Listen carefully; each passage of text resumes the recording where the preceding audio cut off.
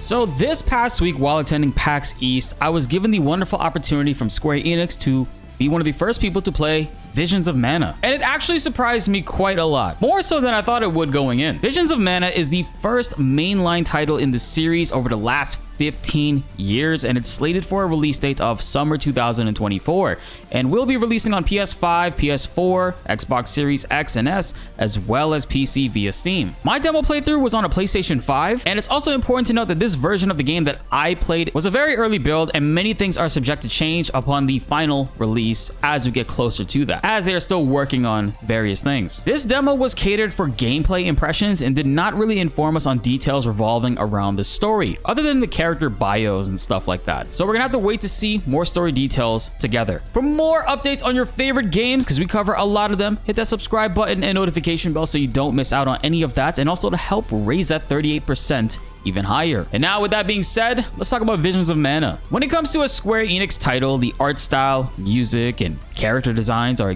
exactly what you would expect in Visions of Mana. Pristine, unique, and visually pleasing. These are elements I already had high expectations for going in, but what actually blew me away was the combat depth. There's actually quite a lot you can do in this title between magic, abilities, elemental moves, and class swapping. I played a little over 1 hour of the game, and I kept finding new combo rotations for each character and constantly found myself experimenting with different class combinations mid-gameplay, which we will talk about a lot later. Starting with the world traversing, we have 3 characters that we could control in this demo, not only in battle, but also while roaming around. We could swap between them at will to explore the overworld areas with whoever we wanted to, which was very refreshing for me. The main characters in the party are Val, Karina, and Morley. The 3 of them are journeying and escorting Hina, Val's childhood friend who has been chosen to be the Alm of Fire. Val is the main protagonist of the game and essentially is the leader of the party. He and Hina are both from the Fire Village. While exploring, we will come across interactable elemental vessels. These are called elemental triggers. In my demo, we had a wind element only, which we could use to traverse certain parts of the map, but we were told that later on, as we gain different elements in the full game, returning to old locations will have other areas that we can explore which we could not previously, while using those newly acquired elements, which does encourage a lot more back and forth and backtracking and satisfies the oh so great trait that we RPG enthusiasts have, where we search in every accessible corner from beginning to end, hoping to find rare items and materials. Actually, that sounds more like PTSD. Yes, you watching, I know you guys have that problem too. In my gameplay, I didn't have access to any mounts for traversing due to it being a very early build, but in this gameplay footage that I'm showing on screen, we actually do have a mount companion. They're called Pickles, which you can summon and ride on around the world. They also can be used to hit wandering enemies before battle to deal early damage to them as well, which is a great strategy to start off certain encounters with, and I honestly wish we had that because I would have loved to check out and see how much of a difference that could actually make in certain battle encounters. There are also side quests and objectives that you could partake in the world. Throughout different regions, you will be traveling and doing them to get more rewards and XP, of course, so you can level up faster. In my limited time, I wasn't able to do all the side quests that I wanted to. I did one, and actually this gameplay footage shows the same exact one that I did, so you'll be seeing that one in the background. And now let's talk about my absolute favorite thing, the battles.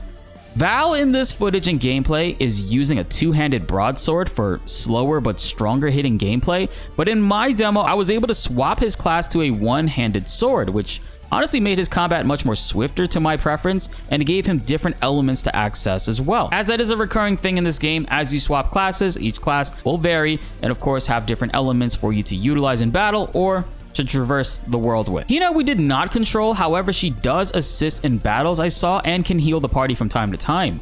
Holding the R1 button allows you to access your button shortcuts for abilities between your triangle, circle, square, and X attacks. And using your D-pad while holding R1 allows you to use potions and other items. The L1 button, I honestly cannot remember exactly what it does. I believe it was for blocking or defensive purposes, but the R2 button activates the elemental trigger, which you'll be using quite a lot outside of battle and in battle. Upon activating it, it goes on a cooldown, which is represented by the icon next to your health bar. You can see when other characters also gain theirs back, and then you can swap to them to use it. And your L2 button controls your character super attack. all characters share one bar, and when it reaches 100% through attacking enemies, you can just hold on to it and save it for a boss battle or save it for a specific character that you want to use it on. I believe it goes up also from taking damage and defending against attacks, but then you can just switch to whichever character you want to use it on and hit L2 to trigger the super attack, which is different depending on your class and element as well. So I noticed some things you could do is build the super meter really quick with Morley, who attacks pretty swiftly, and then you can switch to another character and use their super attack if you wish.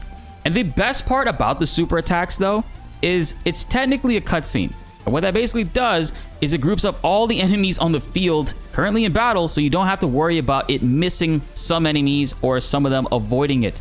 Every time that I used it, if there were 6 enemies on the field and I only hit 1 with it to trigger it, it would still include all of them in one, which is pretty convenient, and I really do like that element a lot and can be used probably later on to cheese a lot of elements and fights. When it comes to the elemental triggers in battle, my absolute favorite probably has to be the Luna Globe Moon element. All characters can actually wield this depending on the class that you equip, and when it's used in battle with R2, it can actually slow down enemies to the point where they're borderline frozen and just you could rack up damage on them, which was pretty cool.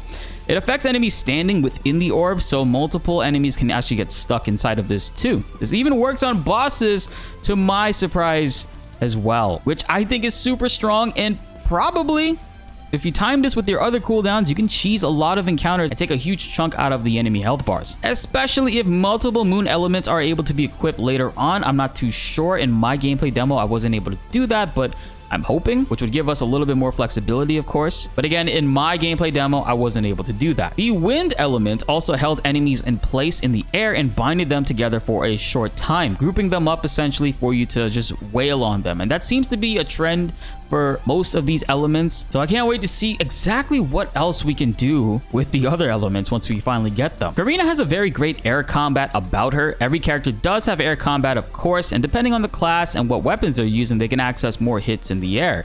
However, with her attacks, she actually utilizes her pet, who can lift her in the air and keep her in the air essentially with her triangle attack, and can seemingly do that for quite some time.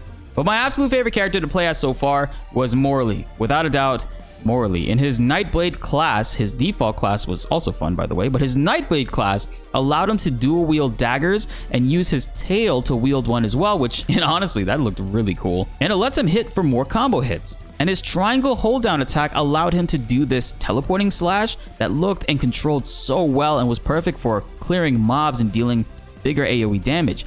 And you can kind of hold it down a little longer to do more slashes as well, but I don't recall if this was interruptible or not. Like if you hold it down for too long, can the enemies knock you out of it? Are you like defenseless during this? It did not feel like that was the case. I had way too much fun playing as him in this class, and I can see him being a fan favorite among the players. Talking with the other people that were in attendance playing the game with me too, it seems that Morley was a very common one that everybody enjoyed playing as. And with all the characters, there's actually a pause combo system where if you are tapping square to strike and then you wait a second before pressing it again, depending on the class and the character, they can actually do a unique move. For Val, I recall he would launch enemies up in the air and jump up with them afterwards to follow up the attack. For Karina, she would jump back a bit and launch fans at the enemies. For Morley, I can't remember exactly what his did. I want to say it closed the gap on enemies. That's what I feel like it did, but I don't actually have any footage of that, unfortunately. The footage that I'm showing you guys is provided B-roll, that is. But honestly, with the short time that I had with this demo, I was surprised to just see how deep the system can actually get from such a very intro and basic